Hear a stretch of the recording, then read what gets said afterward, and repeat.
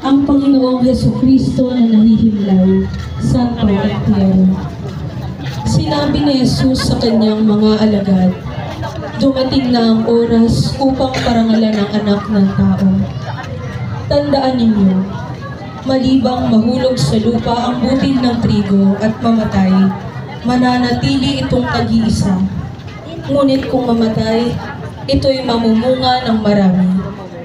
Ang pamagat na Santo Entierro ay salitang Kastila na ang ibig sabihin ay banal na paglilibing.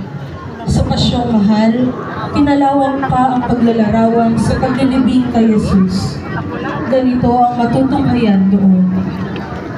Angheles sa kalangitan, nanaog at pumatnubay, sa daang nilalakaran, kanilang tinatangisan. Itong Diyos na maalam. Marami na't madla pa ang babaeng